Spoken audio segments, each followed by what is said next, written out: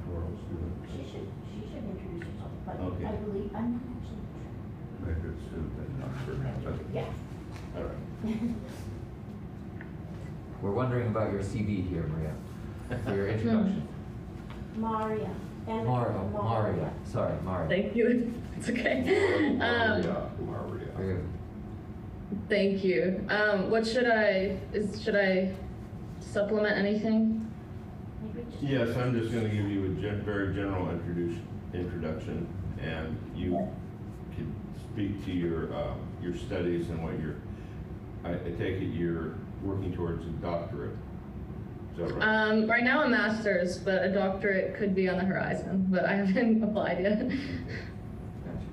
Great. But yeah, master's.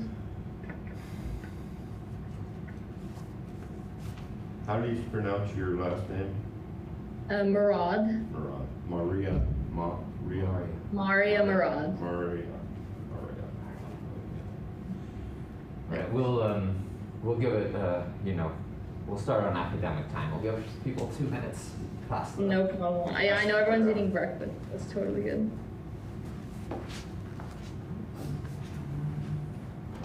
Good morning. Good morning. Come on in. Thank you. Here.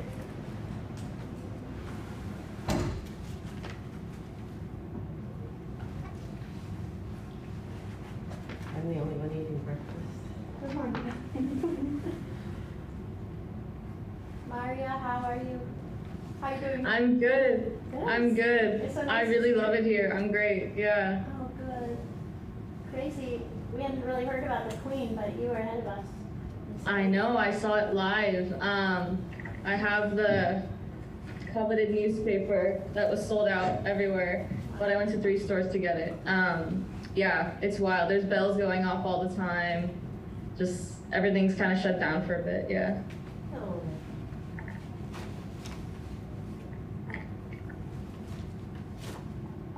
Are you ever gonna come back? I do really like it here, so I might apply for a DPhil here, but I'm not sure. But I would love to visit Penn again. I want to go to the museum again, for sure. How is Penn, and the museum and everyone? Hanging in there. You're doing okay, I think. I'm Good. Them your best wishes. Please do, yeah. Should we start? I think we'll give it 1 more minute. Good going.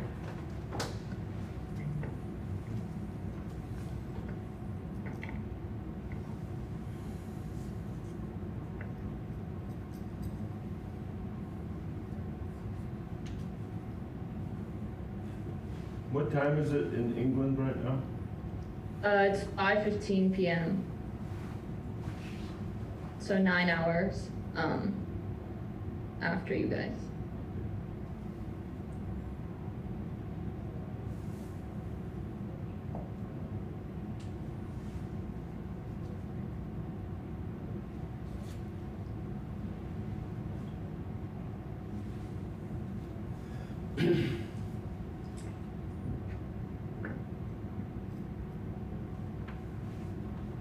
Okay, let's go. All right.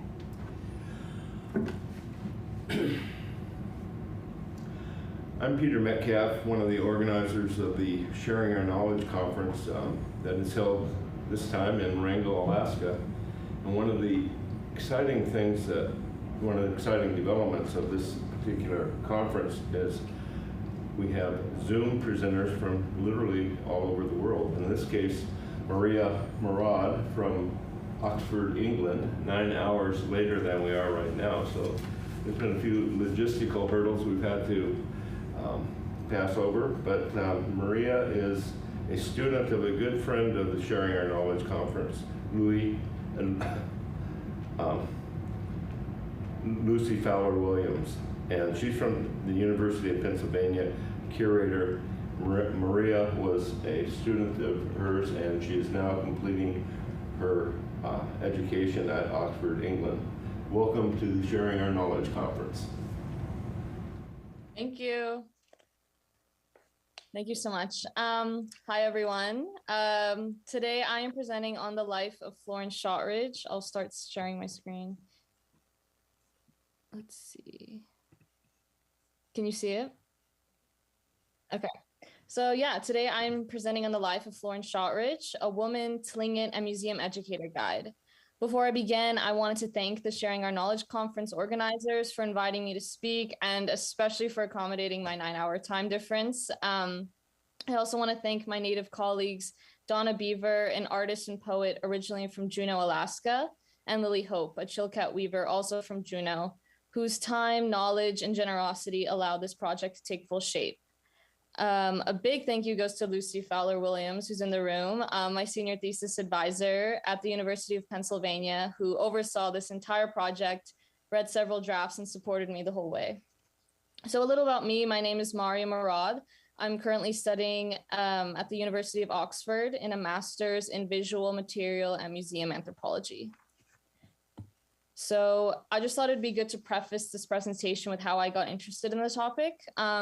This project began in a class taught by Dr. Heather Sharkey at Penn, where we wrote Wikipedia articles for women who worked in the Penn Museum, whose stories have gone unnoticed. We worked on several women's biographies, but when we started to learn about Florence's story, I would look through her material in the Penn Museum archives, and I just sort of felt a longing to learn more about her, and it naturally snowballed into my senior thesis project. I am not Tlingit, and I'm just beginning my studies in learning about Tlingit history, so I recognize that I have a lot more to learn. So please forgive me if I mispronounce any Tlingit words, and if anyone would be interested in sharing about her, I would love to hear them. Any thoughts? I will link my email in the last slide of this presentation as well. So this project also won honorable mention for the Undergraduate Student Achievement Award with the National Association of Practicing Anthropology. So again, I just have to thank everyone who helped me make the project what it is, because that definitely could not have happened without them. So thank you again, and thank you for the opportunity to present. So I just first wanted to talk about the methods I used for this project. I worked at the Penn Museum during COVID. So I went to the archives, and there was only one folder on Florence, and it had 6 newspaper clips with interviews with her, 6 photos of her, and 2 journal articles that she published in the Penn Museum Journal. One was co-authored with Louis Shotridge, her husband, and the other was solo authored. I also looked at the objects from the Shotridge Expedition in the collections and on display. And then I also worked with the Canadian Museum of History, virtually, of course, because of COVID. And so they house Florence's Chilkat blanket today. So they sent me scans and photos of that. And then also the letters that were exchanged negotiating the sale of it. I also looked at the Louis Shotridge digital archive that was made by Lucy Fowler-Williams. It has all of Louis's archival material at the Penn Museum digitized. So that was just indispensable when I was working from home for a long time. I also interviewed interlocutors like Donna and Lily, and they gave me so much knowledge about Chilkat weaving and Tlingit history and culture that I just can't get from books. And then also, of course, I read broader literature about Tlingit culture, history, ethnography, and anthropology. So I wanted to begin chronologically, and I'll just start with Florence's early life. Florence Dennis was born in 1882 in Haines, Alaska, near the Chilkoot River. Her Tlingit name is Katquashne, which refers to a special ceremony where clan elders would mix powdered abalone and clam shells with tobacco and smoke it. This is what she told the Christian monthly newspaper in 1916.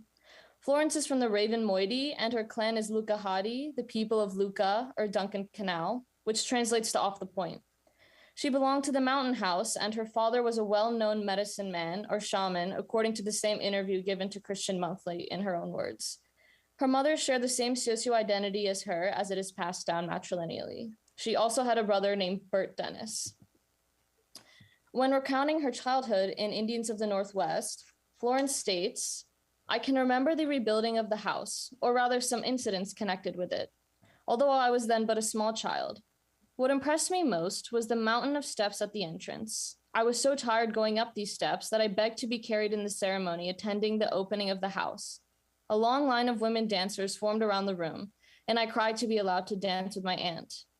They finally gave permission in spite of the fact that I was of the Raven side and the dancers were of my father's side, the Eagle. This was but one of the many dances which were performed during the feast, which attends the opening of a family house and lasts a week. There were a number of them, each being danced in its order. So this is one of the few excerpts we have from Florence's voice herself, of her writing.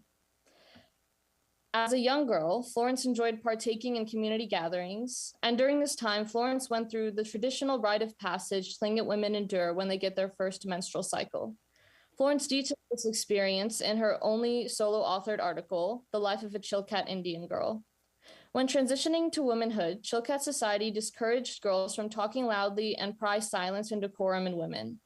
Upon puberty, girls underwent a period of training of 4 to 12 months where they engaged in seclusion, fasting, training in manners, and instruction in making a ceremonial outfit or object. At the end of this period, women engaged in the custom of coming out, dressed in a hooded leather robe, to signify entry into womanhood. At this time, however, Christian missionaries starkly opposed these customs, so they were occurring less often with Tlingit women. Donna Beaver told me that her mother only spent 1 week secluded in a dark room instead of months, and Donna never underwent the seclusion period. But she does note that this ceremony was not meant to suppress women, but rather signify their importance in Tlingit society.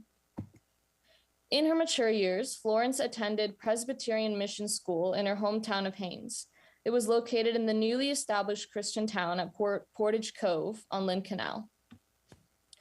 At this time, the US government, which purchased Alaska from Russia in 1867 for $7.2 million, banned the use of the Tlingit language and promoted English through missionary schools. The school was a place where Native Americans were taught to live in the white man's Christian world.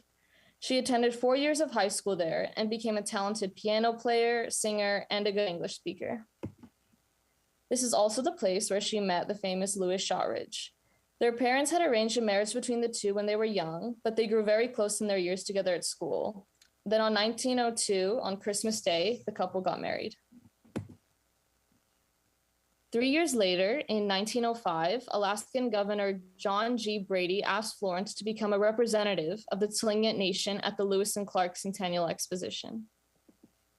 This exposition drew about 1.6 million visitors to Portland, Oregon, where visitors enjoyed not only native craft exhibitions, but food, drinks, motion picture screenings, and other recreational and educational activities.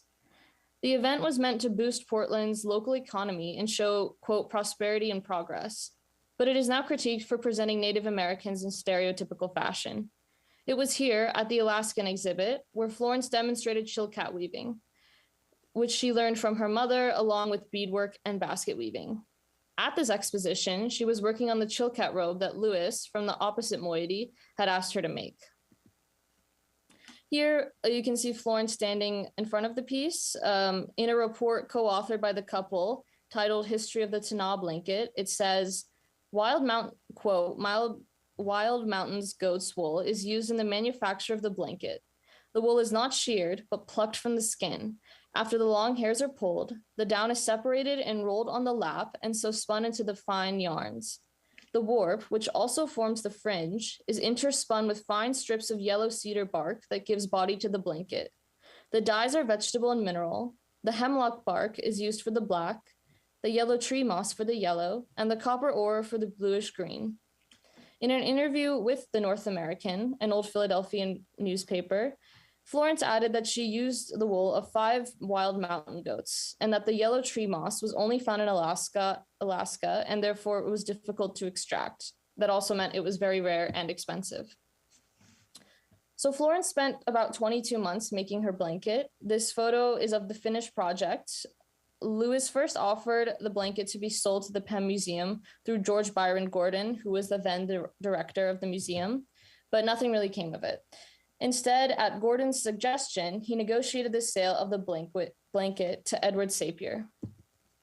Edward Sapir is a famous linguistic anthropologist who had been a fellow at the University of Pennsylvania around 1909 before he moved to Quebec.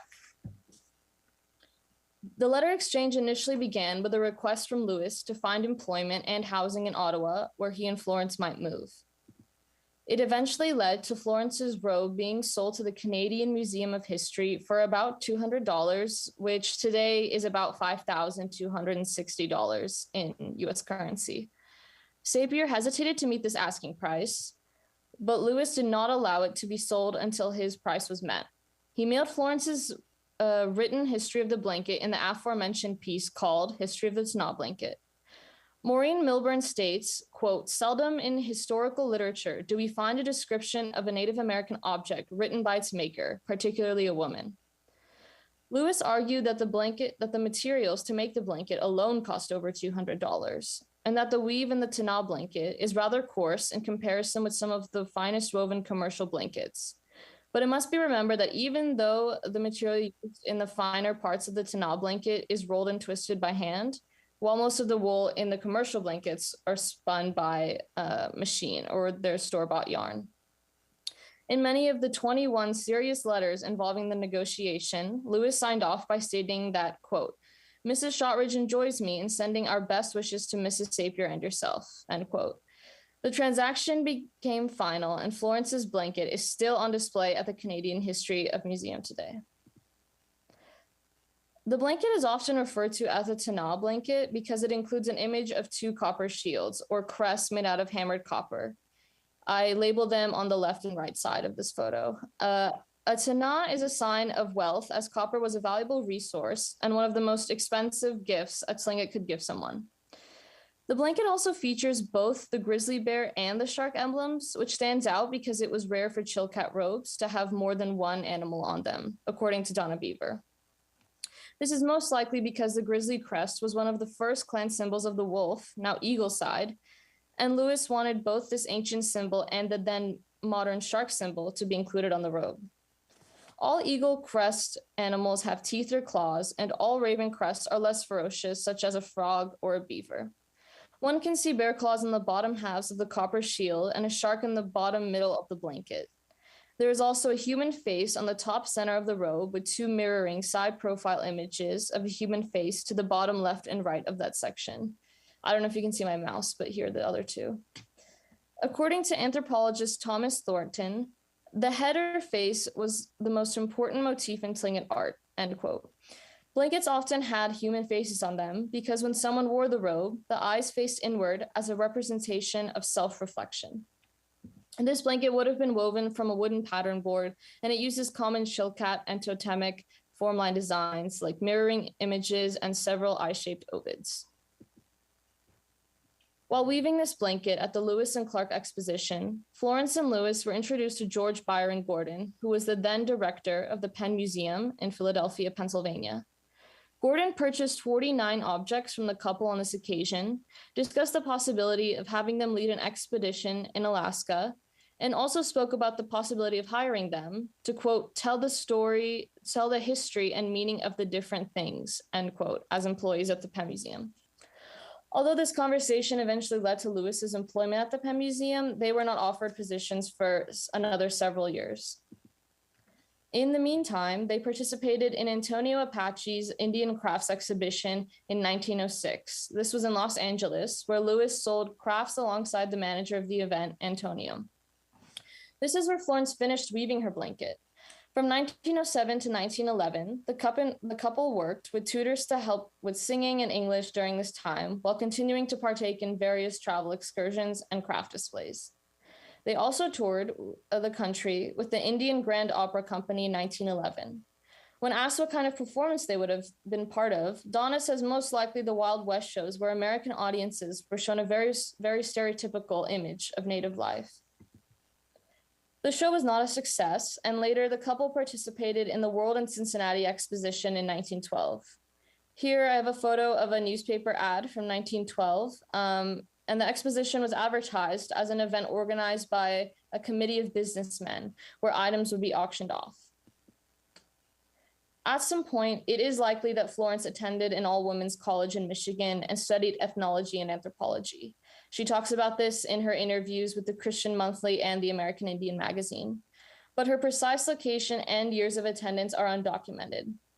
After speaking with the Michigan government's archive team, I found that Florence likely attended either Michigan Female College in Lansing or Michigan Female Seminary in Kalamazoo around 1910, I think. Both schools' records have been destroyed or lost, so her name does not appear on any of the extant directories, yearbooks, or class listings. In 1912, Gordon offered Lewis a temporary position at the Penn Museum. Florence became a volunteer educator guide and gave young students tours through the museum galleries. During these tours, she wears what Milburn and Beaver identify as plains garbs of Native Americans, which both Beaver and Milburn attribute to the norms of adhering to the white vision of a Native American. Lewis gave 4 formal lectures about Alaska, and it is possible the couple collaborated on these events. She was beloved by the school children and was viewed as, quote, very intelligent, educated, and sweet, end quote. Also during this time, Florence helped Lewis organize and document the museum collections and traveled thanks to funding from the Penn Museum. She also helped Lewis complete the model of his hometown village, Cluckwan, which is still on display in the Penn Museum today. It's at the east entrance when you walk in. The Chilkat weaver in the house is said to be modeled after Florence. This is around the time that Florence started to weave her second Chilkat blanket, which was never completed. Lily Hope told me it is remarkable how Florence had already woven the side braids of the blanket, which is usually the final step in weaving. This blanket originally had no one listed as its artist or creator in the Penn Museum records, but because of the discovery through this project that the blanket is Florence's, it is now attributed to her in all of the Penn Museum records. During this time, the couple lived on 4013 Locust Street in Philadelphia, according to the signage on Lewis's letters at the time. But after receiving museum funding, in 1914, the couple was sent by Gordon to meet Franz Boas, a famous anthropologist, in New York and attend his lectures at Columbia. Both Florence and Lewis discussed Tlingit linguistics with Boas while there. At the end of their funded trip, the couple returned to Haines, Alaska. Here they completed a small but successful field project and were asked to later return to produce more ethnographic work and collect more objects. In 1915, Lewis received full employment at the Penn Museum, and shortly after, in 1916, Philadelphia retail magnate John Wanamaker, a member of the museum's board of trustees, asked both Florence and Lewis to lead the Shotridge Expedition and return to Haines. This is important because it was the first anthropological expedition we know of ever run by Native Americans, but it is important to note that Lewis was paid as an employee and Florence was not, despite them being co-leaders. On this expedition, Florence fell seriously ill with tuberculosis, something she had been dealing with for years prior. The time and place of her originally contracting the disease is unknown. Lewis and Florence settled in a house that Lewis had set up for field work, and it was there on June 12, 1917, 2 years into the Shotridge Expedition, when Florence died.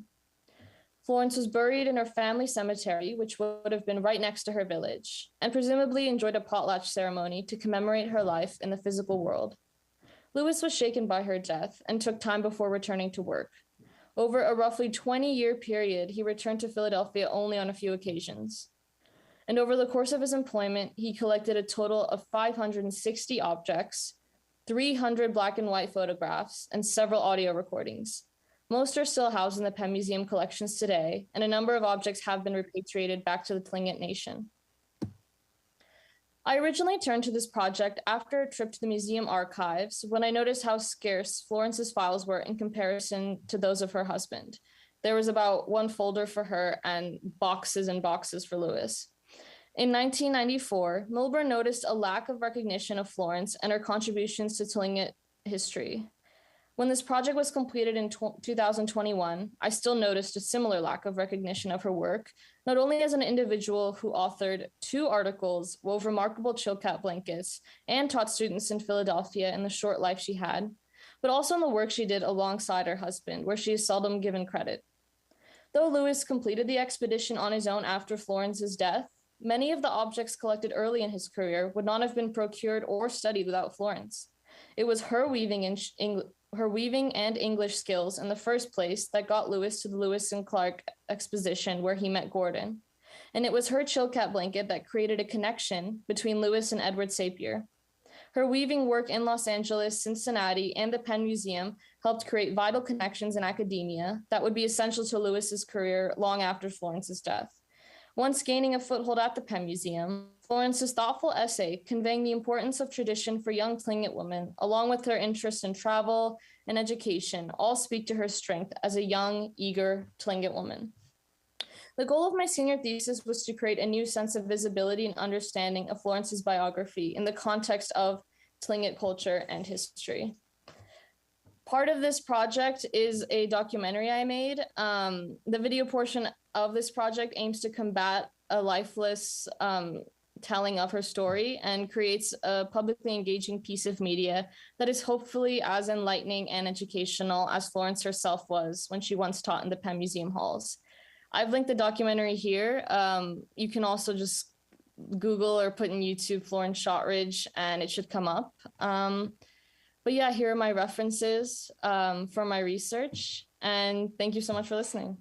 I can take questions now. Thank you. We have questions? I have one. Yeah. They're both pictured in traditional Plains garments, you know, the headdress and. Mm-hmm. Do you have any explanation for that? What I was told by Donna is that most likely it's them trying to play to sort of a white envisioned idea or ideal of what a Native American should look like. So that's the best explanation I have. There are no records of it in the Penn Museum, unfortunately. I don't have a question, but I have a, just in case you want to further any more studies, I haven't read this book yet, but I skimmed through it with intentions to eventually read it because I've got a million of them that I want to read. But in The Customs and Legends of the Tlingit Indians of Alaska by O.M. Salisbury, there are photos of Florence Shotridge as a teenager. So, and I'm not sure if there's any information in there quite yet, but it's mostly about the natives in Klawock. So, yeah, I just noticed a picture of her and I was like, oh my gosh, that's Florence Shotridge. So. What was the author's name again, sorry? O.M. Salisbury. Okay, I got it. Thank you. Mm-hmm. Thank you so much. Yeah, absolutely. I'm a bookie, so. Great, thank you. Mm-hmm. Maria, if you could go back to the sort of first text slide where Florence is describing being at the building of a house as a child. Yes, here. Yeah. Let's go there. Let me go all the way back. I just noticed, so there. Did you know what year this would have been? She wrote it in 1913. But when she was very young. She does not date when this was written. Say again when she was born. She was born in let me just make sure I have it right, 1882, yeah. So I've often heard my father say with pride that his house totems were painted by Shkeedly Claw. Shkeedly Claw was of the nobility of the Ravenside, and besides being the most famous chief of the Ravens, was a clever artist as well. These house totems are very old, having been erected by my father's ancestors. They were repainted by Shkeedly Claw when my father. Oh, I see. And then there's a. Right, I'll put my arrow there. Yeah. So maybe when my father was a child. I just wanted to point out Shkeedly Claw is often thought to be the artist who painted the rain screen at the Whale House in Klukwan. You know, which is seen as one of the great masterpieces of Tlingit art, and so this is a really interesting connection here that. So I think Shkeedly Claw, at least the Shkeedly Claw that people often talk about, was in the early 19th century. So it might have been a generation or two before Florence. But this is kind of a neat record here, and it would be interesting to know which house this was, like I guess. I can look into that. I didn't know that. I will look into that though. Father's clan house, so it's not the Whale House. It might have been another house that Shkeedly Claw painted. And be interesting to see if there's any records of that. Definitely, I will look into that. Thank you. Yeah. Thanks. Joel. I hope people here will correct me if I'm wrong, but at one point you said wolf, now eagle. And it's my impression that I'm hearing more and more people say wolf than I used to hear in this area. It really depends on which, if it's Tlingit Hider or Tsimshian too, because I know that some of the other tribes also identify with wolf a little bit more. Well, I'm talking about Tlingit. Oh yeah, so like originally it was wolf. Right.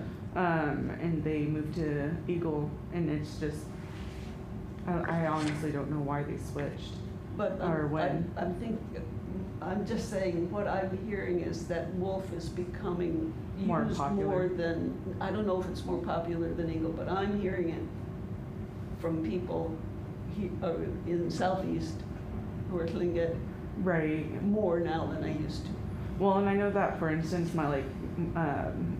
if you're from a certain clan, Oh, yeah. like they'll say wolf Kagwantan, Mhm. rather than just eagle Kagwantan. Mhm. So sometimes it just depends on which clan house you're from. Mhm. Good information. And still in the interior, people say wolf. Mhm. Wolf and crow as opposed to raven and eagle. Yeah. I was wondering if you could go back to one of the slides with the rope on it. There was a colored one. Slide with the what on it, sorry? The rope, the Chilkat rope. The The colored canal slide one? of the Yes. canal robe, of the Chilkat robe. This.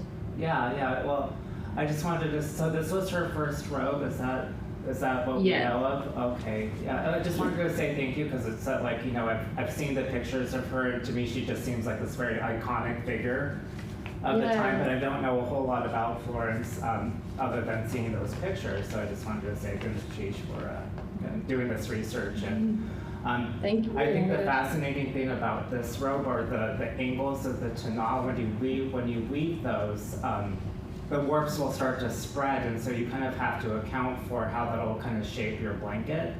So if that makes sense, because like typically, even though like you'll see some angles in Chilkat weaving, it's a lot more, I don't want to say like straight across back and forth than like regular form line, but typically you don't see those deep angles like that. So I don't know, it's just remarkable to me that this is her first blanket and she kind of had to grapple with that.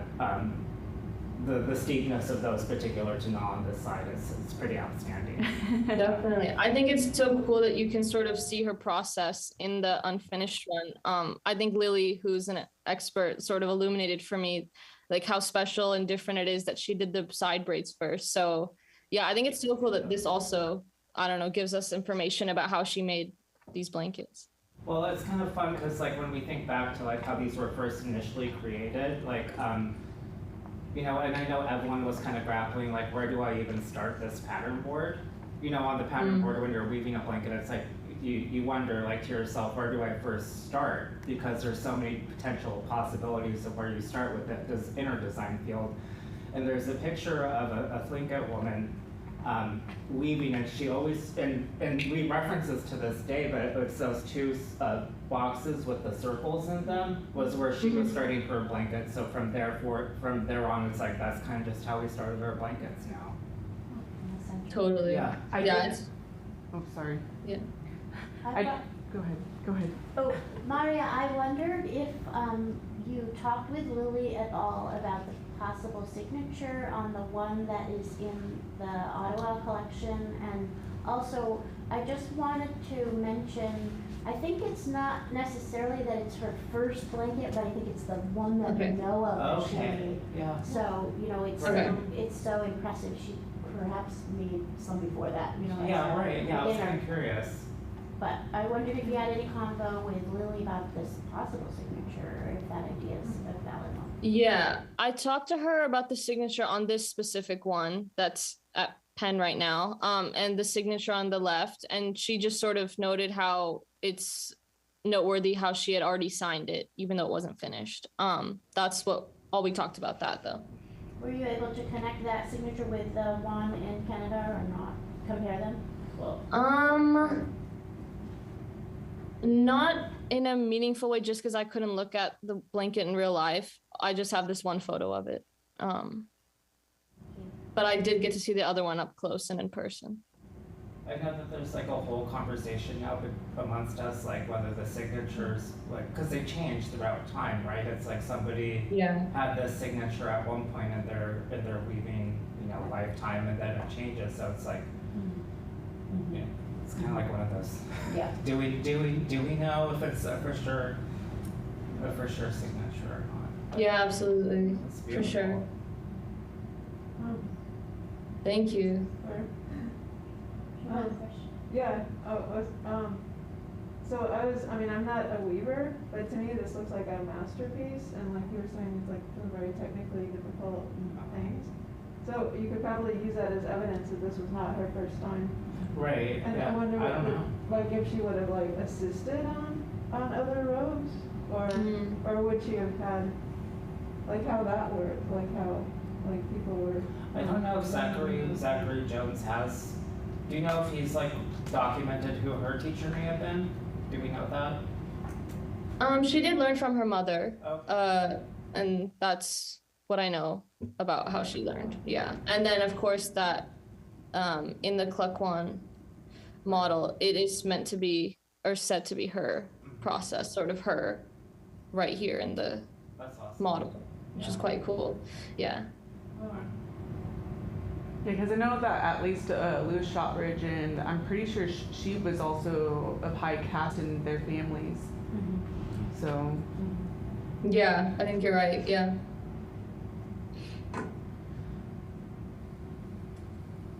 All right.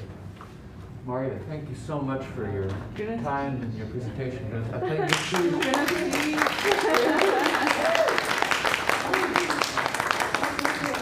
Thank you so much. Thank you.